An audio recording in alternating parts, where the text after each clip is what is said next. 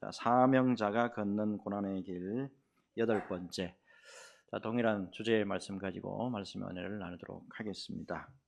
장지오노 원작이죠. 애니메이션으로 소개되기도 했는데, 나무를 심은 사람, The Man Who Planted Trees 라고 하는 이런 영화가 있습니다. 자, 갑작스런 인생의 비극으로 모든 것을 잃어버린 어느 남자가 황량한 이 사막을 바꿔보기로 결심하고 매일매일 정성을 다해서 이 도토리 나무를 한 그루씩 심는다, 뭐 그런 이야기잖아요. 자, 이 이야기는요, 1차 세계대전 전후 이게 프랑스 남부 프로방스 지역을 배경으로 합니다. 이게 나레이션을 하는 화자가 이제 주인공인데, 나가 이제 주인공이에요. 자, 이 사람이 이제 여행 도중에 황폐하고 척박한 산지에서 한 노인을 이제 만나게 됩니다. 노인의 이름이 뭐냐 하면 알제아르 부피에입니다. 노인은 뭐 말이 이렇게 별로 없는 조용한 사람인데, 양치기를 하다가 나중에 이제 그 일을 접고 매일 도토리를 100개씩을 심으면서 숲을 이렇게 되살리는 그런 삶을 살고 있었어요.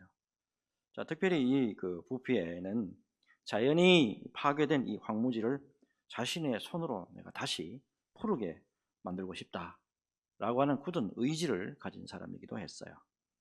자, 시간이 이제 지나가지고 전쟁이 끝나죠. 자, 화자가 다시 그 지역을 다시 찾아오게 되는데 깜짝 놀라게 됩니다. 완전히 그 땅 자체는 처음 봤을 때는 죽음의 땅이고 절망의 땅이었어요. 근데 이곳이 완전 변해 있는 겁니다.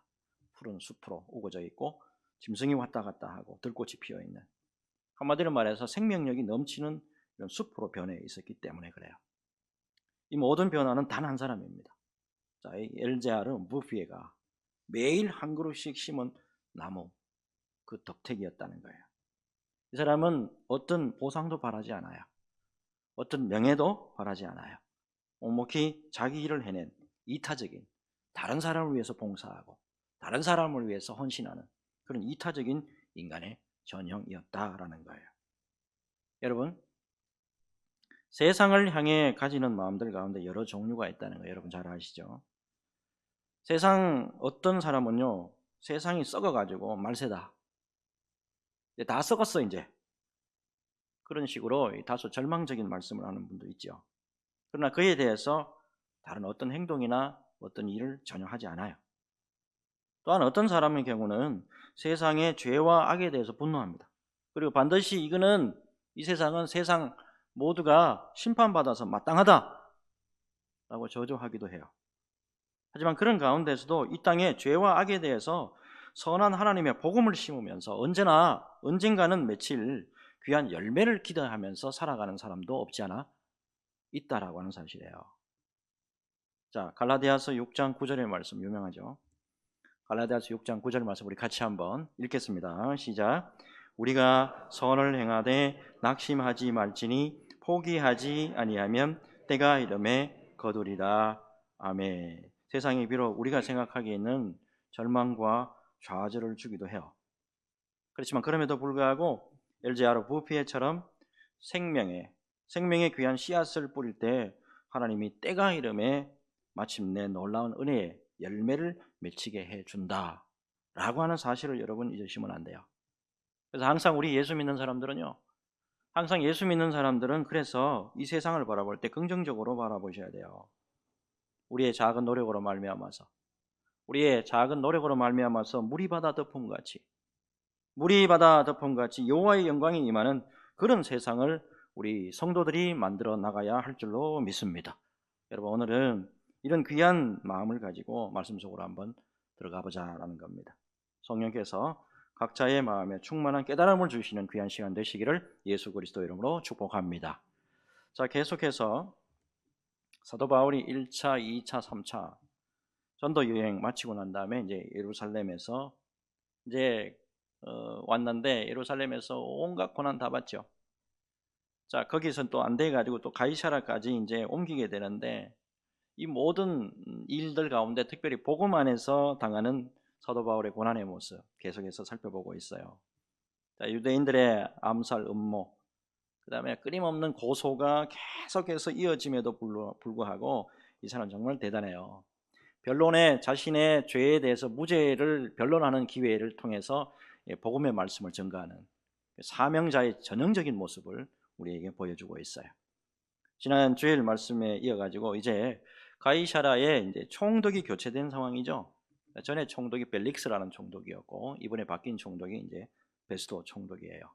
자, 이 베스도 총독이 부임하고 난 다음에 그 이후의 일들이 지금 기록이 되어 있습니다. 자, 일단 1절하고 2절을 일단 볼게요. 자, 베스도가 부임한 지 3일 후에 가이사라에서 예루살렘으로 올라가니 대제사장들과 유대인 중 높은 사람들이 바울을 고소할세. 자, 벨릭스 이 후임으로 베스도가 총독으로 부임을 해요. 자, 이 베스도가 부임하고 난 다음에 3일 후에 예루살렘으로 가게 됩니다. 이미 앞에서 제가 지난 주일에 다 말씀을 드렸는데 전임 벨릭스 총독이 아주 악한 정치를 했잖아요. 그렇기 때문에 예루살렘 지도자들하고 사이가 안 좋아요 지금. 자, 이런 상황에서 당시 로마 황제 네로가 고민을 했죠. 그래서 베스도를 이제 총독으로 보내준 거예요. 자, 그런데 이때를 또 놓칠세라 유대인 대제사장들하고 유력자들이 바울을 또다시 고소하죠. 자, 3절을 보면 자, 가이사랴에서 예루살렘으로 사도 바울을 좀 옮겨주세요. 좀 옮겨주세요. 이런 식으로 지금 부탁을 하는데 사실은 유대인들이 사도 바울을 암살하려고 하는 음모였다는 건 뭐 잘 아시죠? 일단 3절 한번 볼게요. 자, 베스도의 호의로 바울을 예루살렘으로 옮기기를 청하니 이는 길에 매복하였다가 그를 죽이고자 함이더라. 자, 이 벨릭스 총독 이후에 2년이나 지났어요. 2년이나 지나면 좀 잊을만도 한데 그런데도 불구하고 유대인들의 악한 계획이라는 게 이게 참 끝이 나지를 않아요. 이와 관련해서 어느 주석가가 이렇게 글을 쓰고 있습니다. 당시에 바울을 죽여라. 당시에 바울을 죽여라는 외침은 바울이 예루살렘에 도착한 이래 광신적 유대인들의 일상 구호가 되어 있었다. 바울 죽이자. 바울 죽이자 이랬다는 거예요. 이게 일상 구호랐다는 거예요. 그만큼 유대인들이 바울을 죽이려고 혈안이 되어 있었다 이 말이에요. 자, 하지만 이런 위기 가운데서도 사도 바울이 무엇에 열심을 내고 있냐는 거예요. 변함이 없어요. 말씀 계속 보시면 아시겠지만 틈만 나면 어때요? 틈만 나면 복음을 전하는 일에 최선을 다했다는 거예요. 죽음의 위기가 없었냐? 죽음의 위기가 계속 있었다고요. 복음을 전하는데 웬만한 핍박 같은 경우는 우리도 견뎌내잖아요. 그런데 사도 바울 같은 경우는 죽음의 위기가 있었다 이 말이에요. 자, 그런데 사도행전 23장 11절의 말씀처럼 사도 바울이 로마로 가서 지금 복음을 전해야 되잖아요.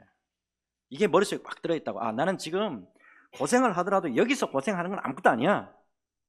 나의 최종 목표는 로마다 라는 것이 꽉 지금 들어가 있다 이 말이에요.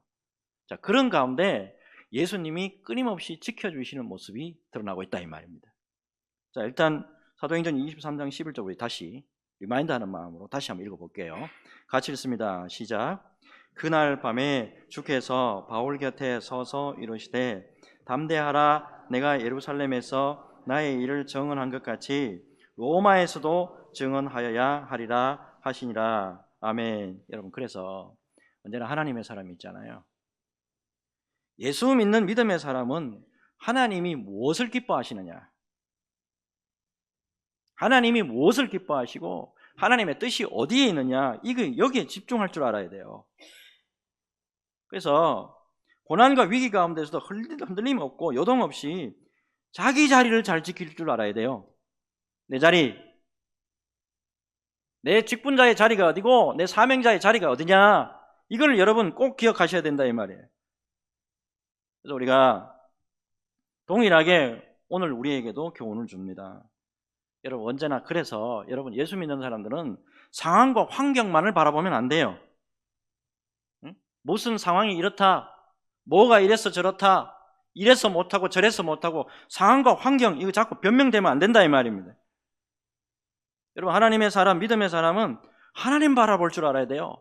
하나님 바라보고 하나님 앞에 기도하며 나아갈 때 절대 악에게 넘어가지 않는다 이 말입니다. 요한복음 14장 6절 말씀이죠. 언제나 예수님이 분명히 말씀하시죠. 나는 그 길이요 진리요 생명이다 그랬잖아요.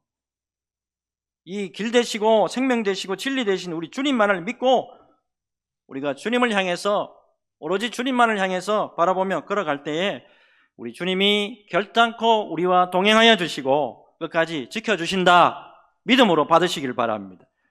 특히 오늘 이제 말씀 준비하다가 무엇을 좀 깊이 좀 묵상을 했냐면 보이지 않는 곳에서 열심히 일하시는 주님의 모습이에요. 여러분, 유대인들이 지금 보면 복음을 전하려고 하는 사도 바울을 어떻게 하면 암살하려고 가진 방법 다 동원해요.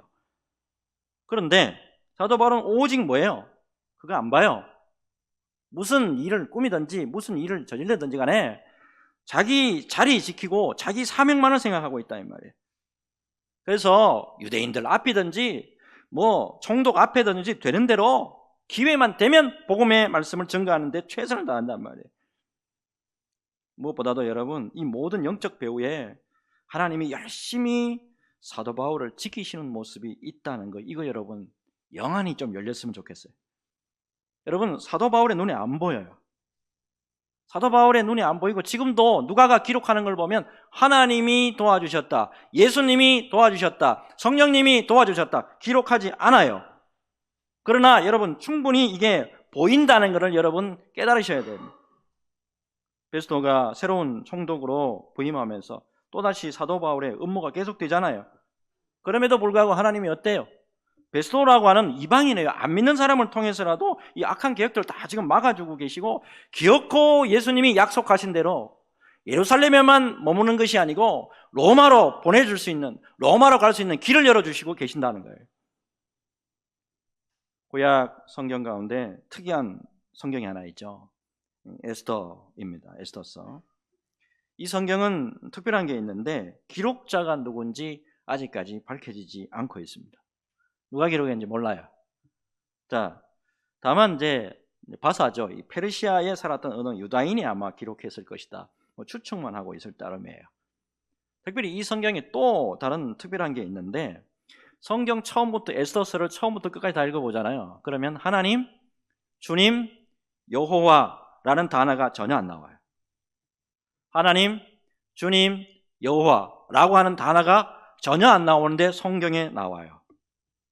자, 근데 중요한 게 뭐냐면 보이지 않는 강력한 손으로 유다인들을 지키시는 하나님의 모습이 정확하게 나온단 말이에요. 때가 언제죠? 바사 나라의 아하수에로 왕 때입니다. 이 아하수에로는 뭐 유명한 사람인데 영화 300 여러분 잘 아시죠? 영화 300에 나오는 왕이잖아요. 크세스. 자, 이 왕이 다스릴 때에 하만이라고 하는 아말렉 출신의 왕족이 등장을 합니다. 이 사람 앞에 모두가 무릎을 꿇고 절하면서 거의 뭐 숭배하잖아요. 근데 단 한 사람이 절대로 나는 무릎 꿇지 않는다라고 하잖아요. 나는 하나님 외에는 절대로 무릎 꿇지 않습니다. 사람 앞에는 내 무릎 꿇지 않습니다 라고 하는 모르드게가 나오잖아요. 이 앙심을 품은 이 하만이 모르드게만 죽이려고 하는 게 아니었죠. 모르드게뿐만 아니고 페르시아에 있는 모든 유다인들을 다 죽이려고 하는 계획을 세웁니다. 자, 그런데 이때 동시에 하나님께서 이미 아하수에로 왕의 왕비였던 와스디를 폐위시키죠. 폐위시키고 난 다음에 이제 그 유명한 에스더를 새로운 왕비로 이미 세워놨어요. 자, 모르드게는 이 사실을 왕비 에스더에게 이제 알리면서 오늘 네가 왕비에 올라와 있잖아. 오늘 네가 왕비에 올라와 있는 것은 바로 이때를 위함이 아니겠느냐 라고 하면서 위기에 처한 유다인들을 살리려는 방책을 강구하라 라고 주문을 하게 되죠.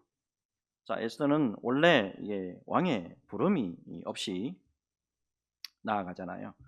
왕의 부름이 없이 이렇게 나아가게 되면은 특별한 왕의 배려가 있어야 되잖아요. 자, 근데 지금 상황이 지금 안 좋은 상황이란 말이에요. 지금 30일 동안 저도 못 뵀다는 거예요, 왕을. 자, 그럼에도 불구하고 에스더가 3일 금식하잖아요. 3일 동안에 금식하고 내가 죽으면 죽으리다 라고 하면서 왕 앞으로 나아갑니다. 자, 왕이 왕비를 측은하게 여기죠. 그래서 왕의 손에 들고 있던 규, 일종의 지팡이예요. 자, 이 지팡이를 내밀면서 무슨 이유로 왔습니까? 라고 묻죠. 자, 이에 에스더가 기지를 발휘하게 되고 하만이 모르드게를 죽이려고 준비했던 나무의 가지, 이 나무에 자기가 달리게 되고 모든 유다인들이 살아나는 은혜의 역사가 있었잖아요. 이게 그 유명한 유다인의 최고 명절 중에 하나인 불임절의 유래이잖아요. 이게 재밌는 게 여러분, 이 사건이 근데 주전 485년경에 있었습니다. 그러니까 지금부터 2500년 전에 이 사실이 있었단 말이에요. 사람의 눈에는 보이지 않아요. 사람의 눈에는 전혀 보이지 않게 역사하셨지만 그럼에도 불구하고 당신의 언약의 백성들을 열심히 살리기 위해서 일하시는 하나님의 모습을 볼 수 있는 성경이 바로 에스더서단 말이에요. 자, 그런데 여러분, 이런 하나님의 모습은 주후 20세기입니다. 자, 주전 20세기가 아니고 주전 2500년 전이 아니고 이제 주후 2000년으로 이제 다시 돌아오게 되는데 오늘날에도 놀랍게 이런 역사가 있다라고 하는 사실이에요. 자, 1940년입니다.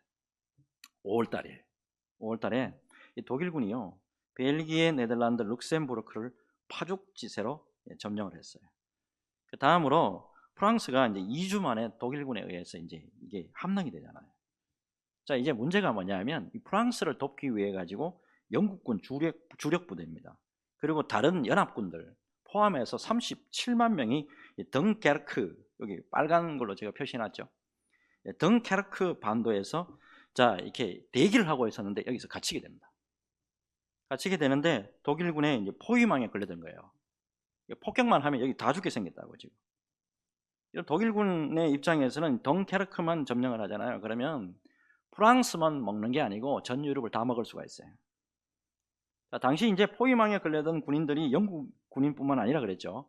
자, 프랑스, 벨기에, 네덜란드 군인 등 총 37만 명이었는데, 자, 그 자리에서 꼼짝없이 지금 폭격만 하면 다 죽게 생겼어요. 만약에 이들을 성공적으로 철수시키지 못하잖아요. 그러면 연합군 쪽에서는 엄청난 전력 손실이 있을 뿐만 아니고 다시 재정비해가지고 다시 반격도 할 수 없는 그런 상황이에요. 거기다가 더 중요한 거는 뭐냐면 연합군이 자, 이 37만 명을 철수시킬 만한 충분한 군함이 없는 거예요. 배가 없었다 이 말이에요. 자, 그때 영국 수상이 누구냐면 처칠이었죠. 처칠은 기도의 사람입니다. 이런 대통령이 나오도록 기도해야 돼. 이분이요, 영국 모두에게 저녁에게 비상방송 연설을 합니다. 사랑하는 국민 여러분, 우리 영국의 아들들과 프랑스, 벨기에, 네덜란드 아들들 37만 명이 덩케르크에 갇혀 있습니다. 여러분, 하나님께 기도합시다. 모두 일손을 내려놓고, 모두 하시던 일손 다 내려놓고 하나님께 기도합시다. 이런 위대한 대통령이 나와야 여러분 나라가 살아요. 그러자 여러분, 특이하게 독일 내에 히틀러가요, 독일의 히틀러가 갑자기 하루 동안에 진격 중지 명령을 내립니다. 전쟁 역사가들이 뭐라고 해석을 하고 있냐면 그 당시입니다.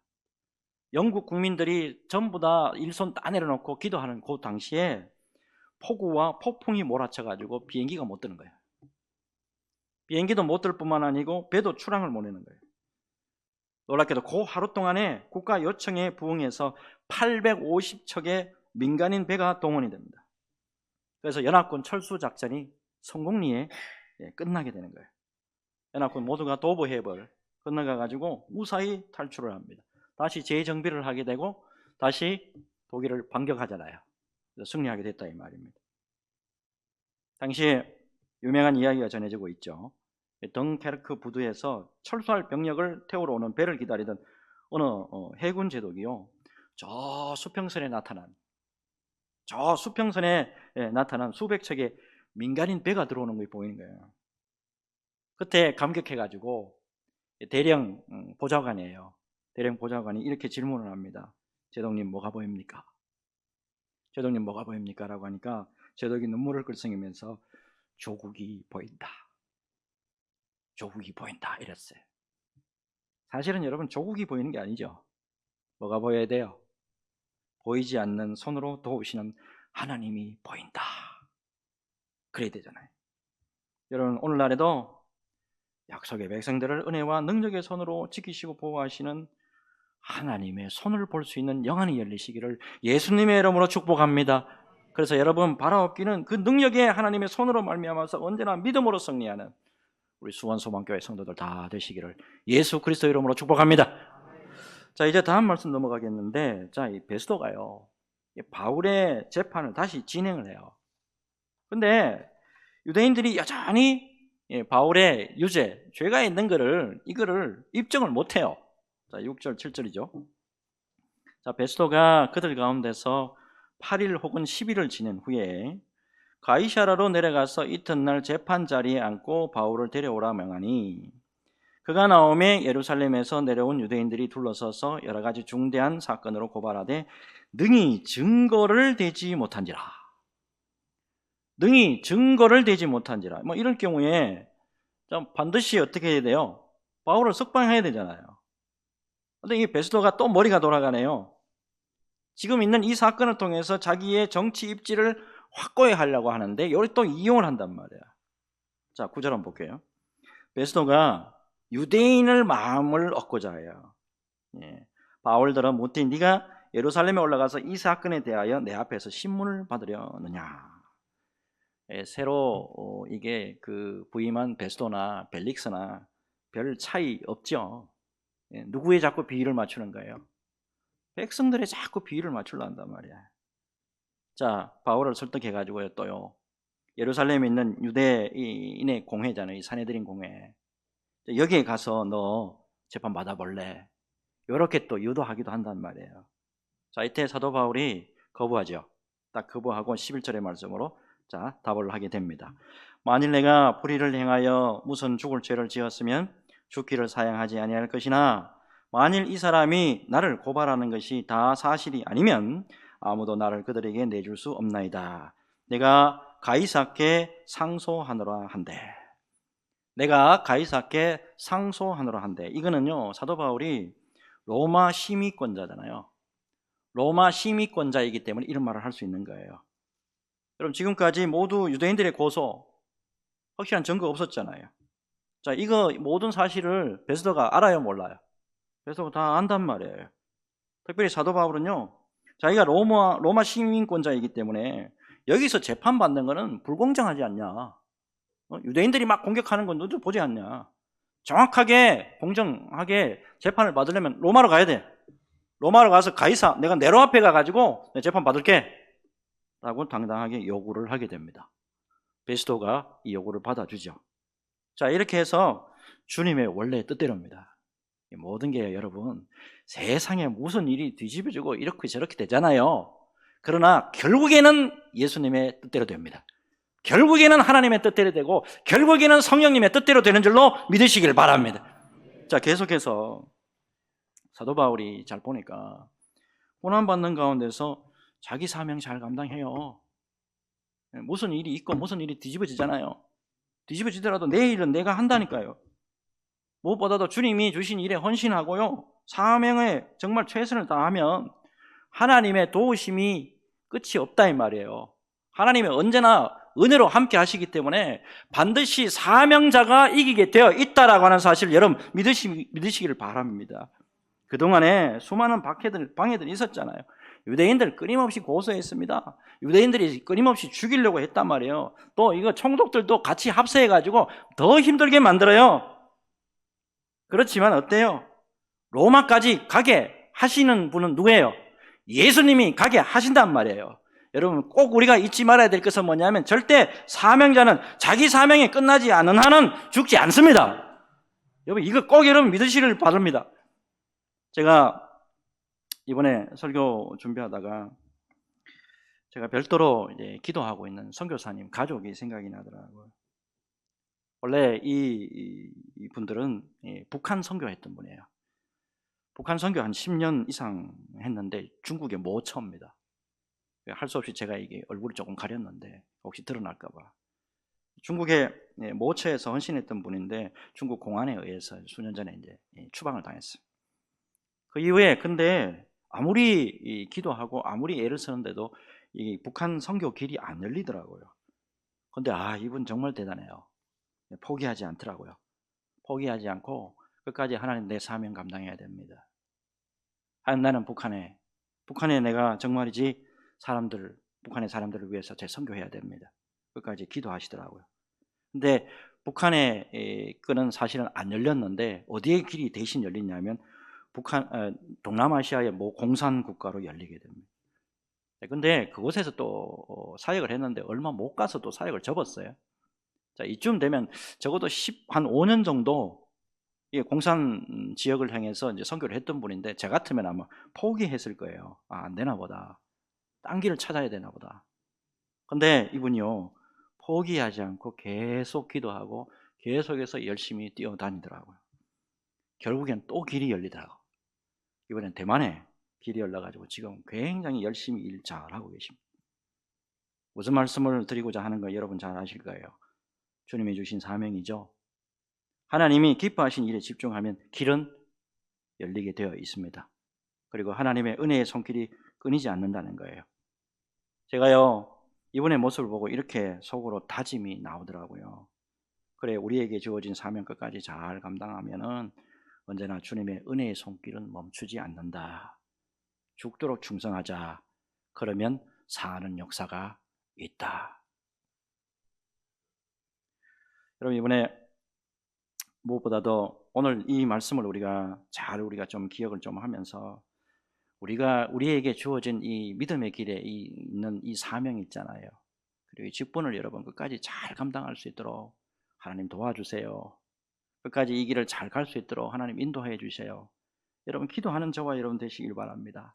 바로 그를 할 때 항상 길은 열리게 돼 있고 하나님이 끝까지 우리를 도와주실 줄로 믿습니다. 제가 이 말씀 준비하면서 홍민기 목사님의 책입니다. 여러분 이 책을 한번 꼭 좀 같이 한번 읽어봤으면 좋겠는데, 홍민기 목사님의 책이에요. 하나님의 에이스. 하나님의 에이스라는 책을 잠깐 읽어봤는데 참 도전이 되더라고요. 10년 전쯤에 아프리카 우간다의 신학교에 이 홍민기 목사님, 탱크 목사님으로 유명하죠. 이분 특강하러 갔어요. 근데 이제 우간다 가까운 이 수단에서 사역하던 어떤 선교사님이 이제 홍 목사님의 강의를 들으러 왔어요. 특별히 이 수단이란 나라 있잖아요. 이 수단이라는 나라 어떤 나라냐면 전 세계에서 북한 다음으로 기독교에 대한 핍박이 심한 나라라고 합니다. 그런 열악한 환경에서 사역한 탓인지 선교사님의 건강 상태가 뭐 엉망이더래요. 나이가 몇 살이냐면 30살이래. 나이가 30살인데 온몸에 병이 들어있었어요.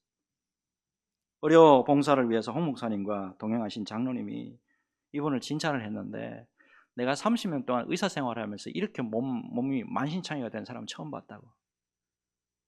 진찰하다가 장로님이 막 울더래요. 그래서 목사님이 선교사님에게 왜 이렇게 건강이 안 좋아졌습니까? 물어봤다고요. 나이도 젊은 분이 왜 이렇게 됐어요? 수단에서 복음을 전하잖아요. 수단에서 복음을 전하면 이슬람교 믿는 사람한테 잡혀가가지고요, 공경에 처하는 것이 다반사라고 이야기를 합니다. 산에 끌려 올라가가지고 매를 맞고요, 꽁꽁 묶인 채로 그냥 산 밑으로 막 그냥 던져버린대요. 그게 한두 번이 아니었다는 거예요. 굴러 떨어지면서 머리가 깨지고 뼈도 부서지고 막 그랬다는 거예요.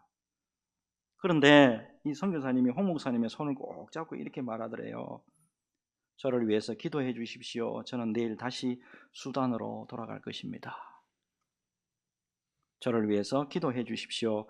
저는 내일 다시 수단으로 돌아갈 것입니다. 홍 목사님이 이 이야기를 하면서 이렇게 글을 맺고 있어요.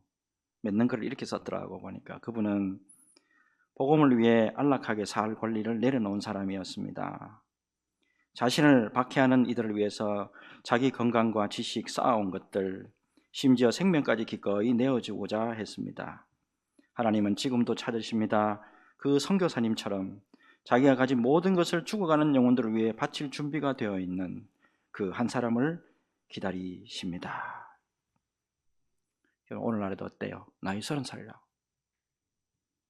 이 젊은 종이 정말 생명 아끼지 않고 내 몸 아끼지 않고 예수님의 복음을 위해서 일하는 분들이 아직도 있다 이 말이에요. 여러분 오늘 제가 서두에 장지원호 원족의 애니메이션이죠. 나무를 심은 사람 이야기를 들려드렸잖아요.